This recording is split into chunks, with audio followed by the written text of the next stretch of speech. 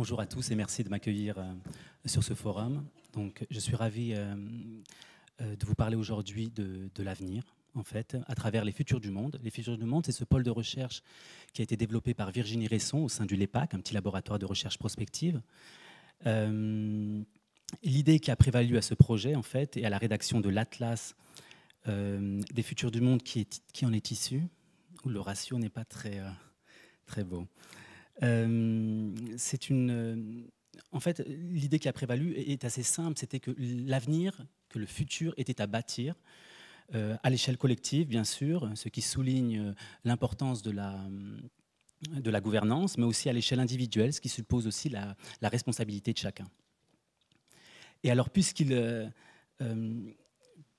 image vaut parfois 1000 mots, rien de tel que des graphiques, des schémas, des cartes, des cartogrammes relativement originaux, on a essayé de l'être en tout cas, pour amener chacun à se poser des questions et apporter un regard relativement critique, autant que faire se peut, sur des réalités qui sont souvent ignorées, soit par incurie, c'est vrai, soit par un sentiment d'impuissance qui gagne beaucoup de gens. Donc c'est donc à travers une sélection de visuels, de représentations issues de l'Atlas des Futurs du Monde que je vous propose d'appréhender donc maintenant certains de ces signaux faibles qui lentement et souvent silencieusement augurent de profonds bouleversements à l'échelle du monde et qui nous invitent aussi à réagir, à faire des choix et surtout à faire montre d'imagination, d'inventivité. Parmi ces signaux faibles, bien sûr, ceux qui ont trait aux évolutions démographiques sont certainement les plus déterminants d'un point de vue prospectif, puisqu'ils conditionnent, vous le savez, en grande partie, mais ils ne sont pas les seuls à conditionner ces éléments, la demande de produits agroalimentaires, la demande d'énergie, on vient de l'évoquer, l'emploi, la demande d'emploi, pardon, et la demande de logement. C'est la raison pour laquelle je vous propose, comme le fait l'Atlas, de commencer par la donne démographique.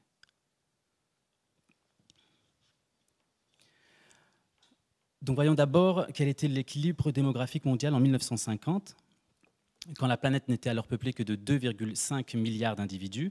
Pour rappel, on est passé aujourd'hui à 7 milliards d'habitants sur la planète, avec, semble-t-il, la naissance d'une petite fille prénommée Violette en France, quelque part en France.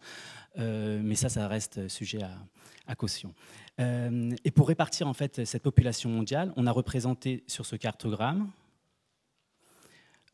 chaque grande région du monde, non pas en fonction de sa superficie, sa surface physique, géographique, mais en proportion de son poids démographique. Et ce qu'on remarque très vite, en fait, c'est d'abord la prépondérance de l'Asie, qui représentait déjà à l'époque la moitié de la population mondiale. C'est ensuite la part très faible de l'Afrique, avec moins du 10e de la population mondiale.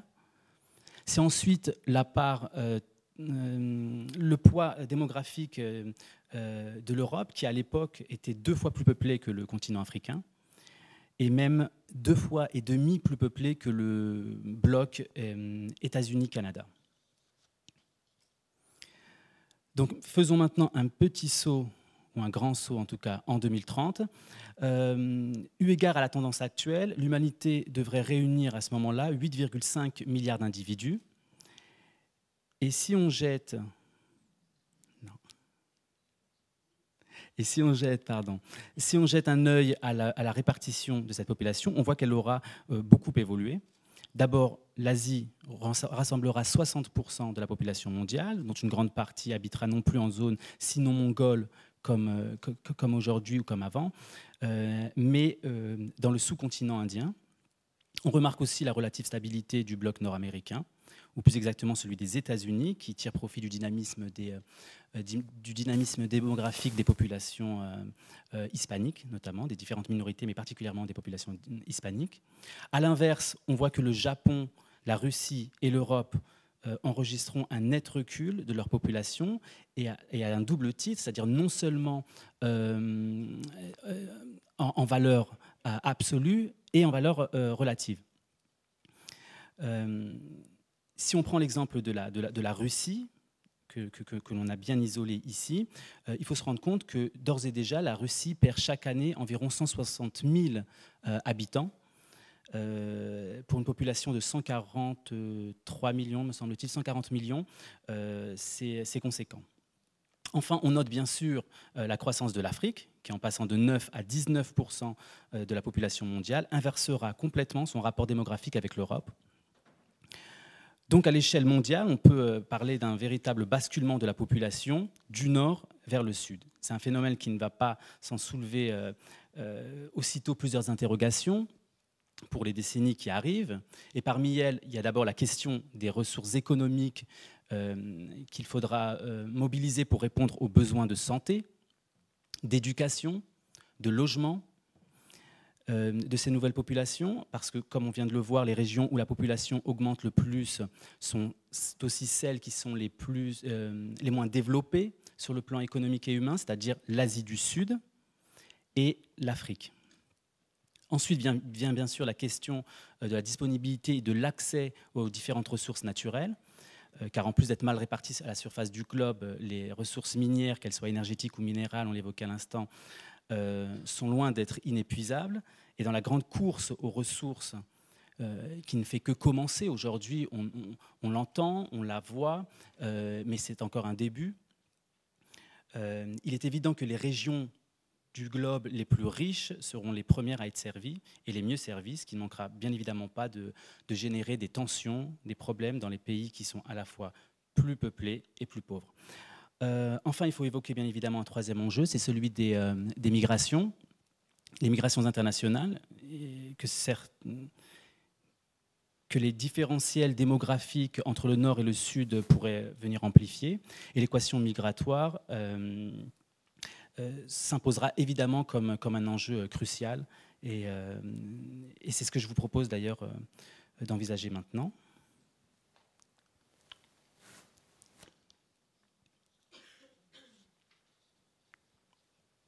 Alors, sur ce graphique, en fait, on a représenté l'évolution de la population mondiale sur un siècle, 1950-2050. Pour le coup, cette population a été répartie par tranches de 5 années chacune. On y retrouve donc les moins de 15 ans, en bas en jaune, jaune orangé. Ensuite, on a la population dite active, en tout cas en âge de travailler, qui est au centre.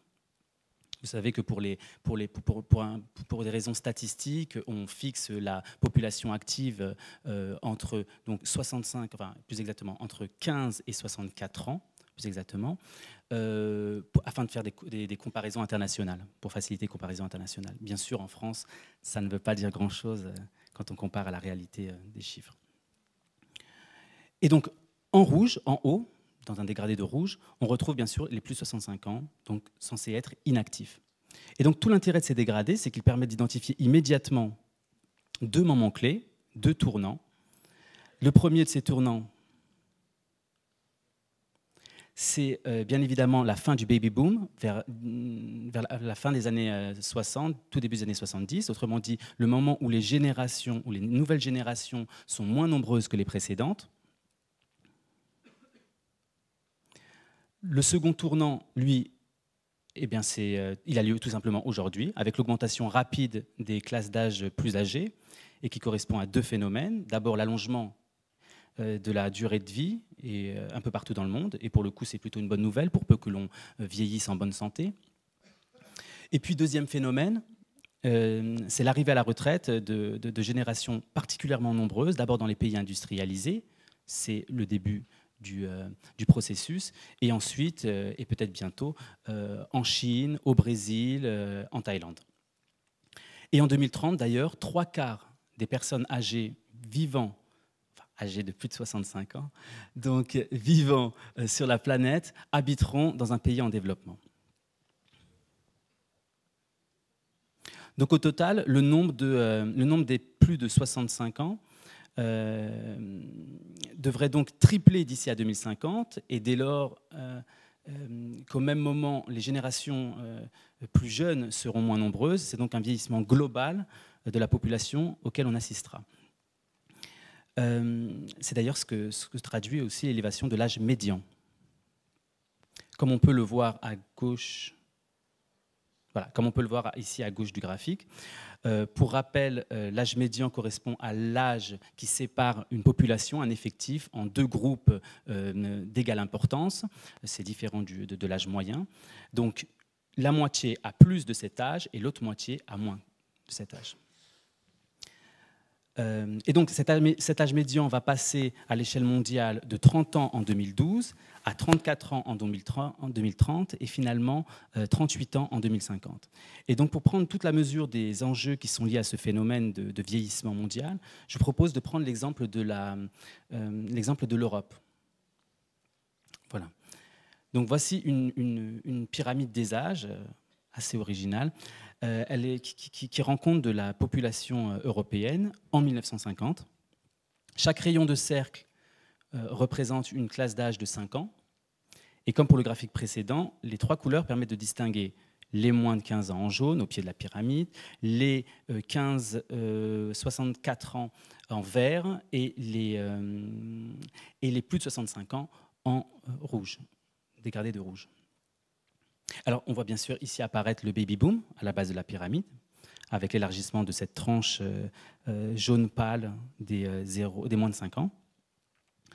Ah oui, et pour ceux qui se posent la question de ce petit renfoncement pour la tranche des 30-34 ans, c'est évidemment lié aux générations qui ne sont pas nées au cours de la Première Guerre mondiale, et donc, bien évidemment, qu'on ne retrouve pas 30 à 35 ans plus tard. Alors, on va faire maintenant un saut en 2033. Et pour le coup, on est d'abord frappé par le gonflement général. Si l'on revient...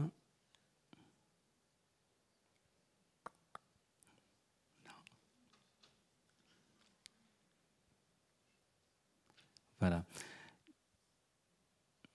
Merci. Non. Merci. Donc,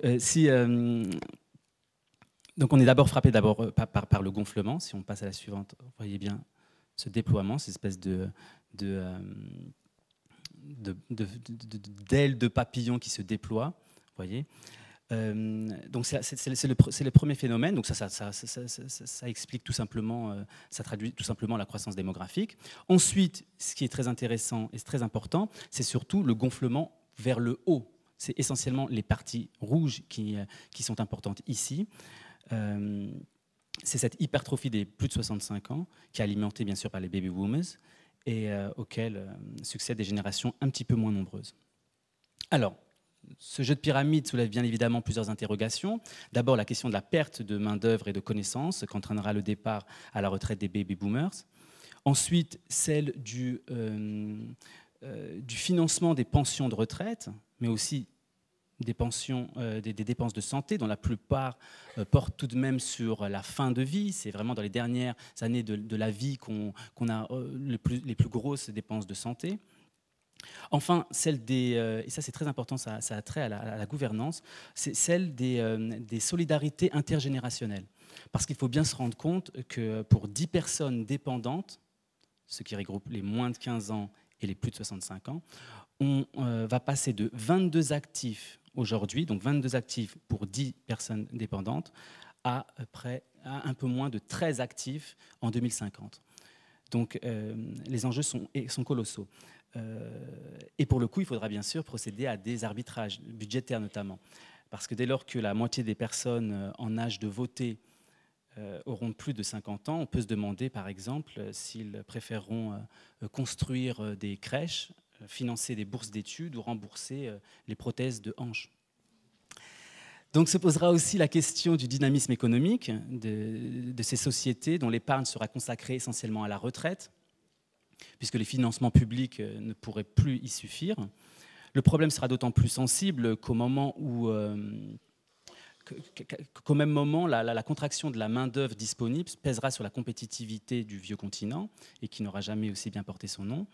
D'où l'importance d'investir de façon massive, à la fois dans la recherche et développement et dans l'enseignement supérieur, pour maintenir une production à très forte valeur ajoutée, notamment technologique. Alors, quant au dernier enjeu, c'est celui, bien sûr, je l'évoquais tout à l'heure, des migrations. On sait tous qu'il est politiquement très sensible, notamment en Europe, et notamment ces dernières années. Mais on sait aussi qu'il est économiquement indispensable, non seulement pour pallier les déficits sectoriels de main-d'œuvre, mais aussi pour accroître le nombre des cotisants aux régimes sociaux qui fondent, il faut toujours garder ça en tête, qui fondent quand même le modèle social européen. Et bien sûr, la réponse des Européens sera d'autant plus délicate que bientôt les migrants qualifiés pourraient bien être tentés de s'installer et de faire carrière dans des régions économiquement plus dynamiques comme l'Inde, la Chine ou le Brésil. Ça a déjà commencé. Et c'est donc ce que je vous propose de voir maintenant avec cet imbroglio de perles.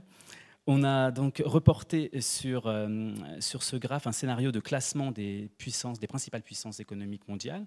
Elles sont rangées en fonction de leur produit intérieur brut en 2010, en 2030 et en 2050. Alors pour le coup, la taille des cercles rend compte du montant du PIB, quand les traits, eux, montrent la tendance que suit ce classement. Et alors donc, ce que ce classement prospectif permet de repérer, c'est que la part des économies dites matures dans la production mondiale de richesse ne va cesser de diminuer, à l'avantage, bien sûr, des pays émergents. Si on regarde un petit peu dans le détail, on se rend compte qu'avec la Corée du Sud, tous les pays... On voit bien, ouais. On se rend compte qu'avec la Corée du Sud, tous les pays du G8 reculent dans le classement, tandis que les pays émergents, comme la Chine, l'Inde, le Brésil, l'Indonésie, la Turquie,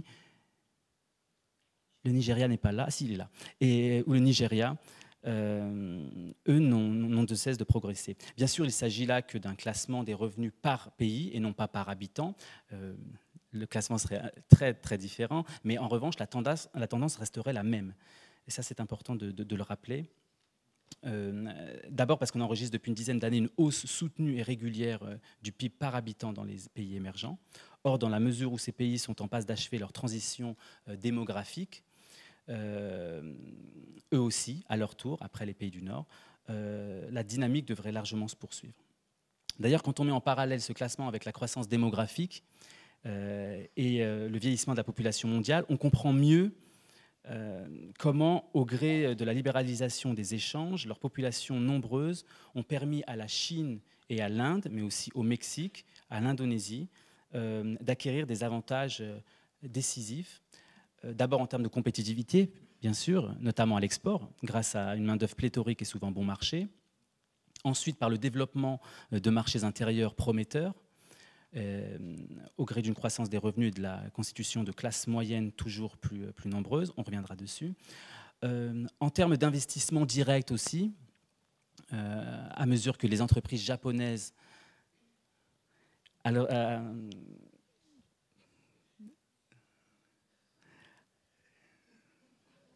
ça va être compliqué, hein? Non, ça va être compliqué. OK.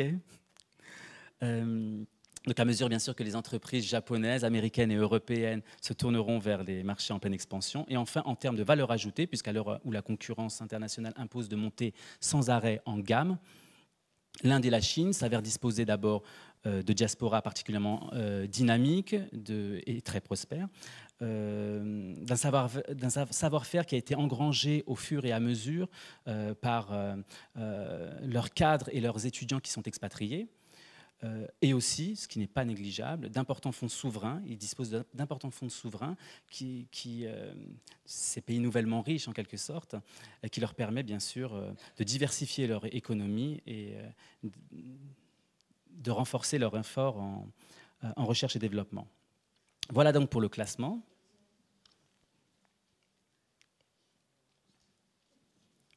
Donc à partir de ces éléments, qu'est-ce qu'on peut retenir de ce double déploiement démographique et économique? Eh bien tout simplement que nous assistons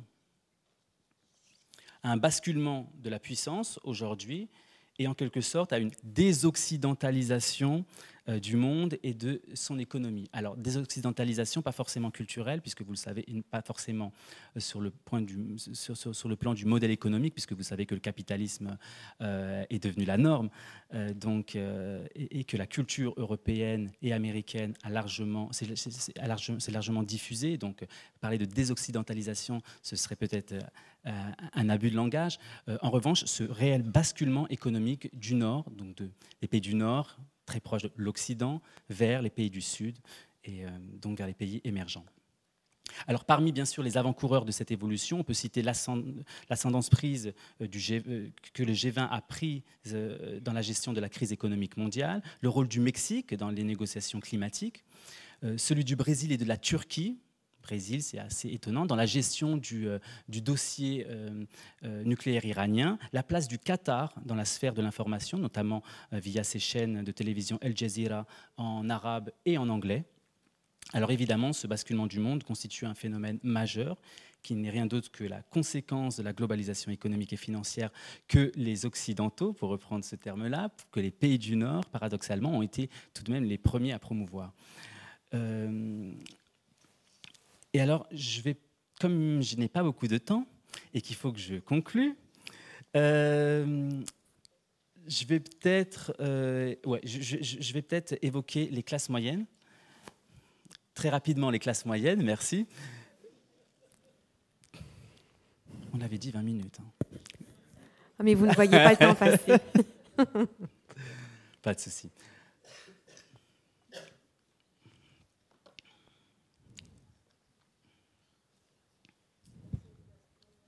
Exactement. Donc, j'espère qu'on peut passer à la diapo suivante.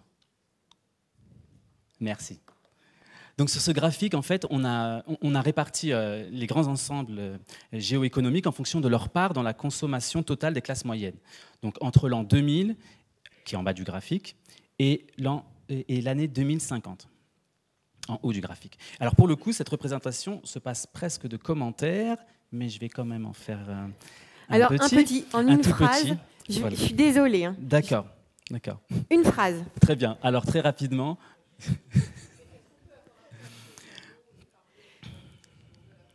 Mais voilà, donc, à la limite, alors, déjà peut-être je finis aussi, sur oui. ces quelques mots et ensuite, pas de souci. Donc, d'un côté, on voit... Non, ça n'est pas ça. Est-ce qu'on peut revenir? Merci.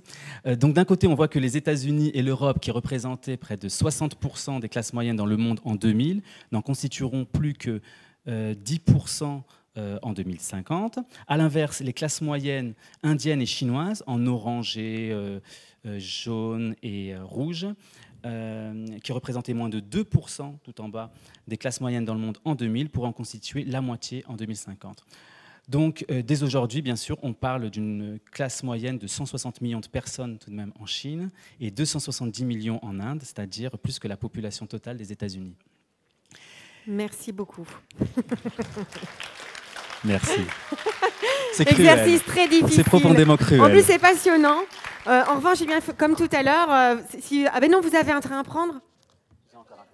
Mais oui, vous restez avec nous, on vous kidnappe. Voilà, on pourra vous retrouver peut-être à la pause. Sinon, peut-être vous allez m'aider aussi, vite fait, sur le site du LEPAC. Oui. On peut peut-être retrouver tout ça.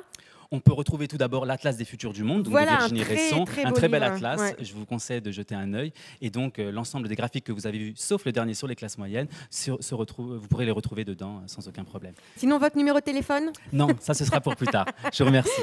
Merci beaucoup.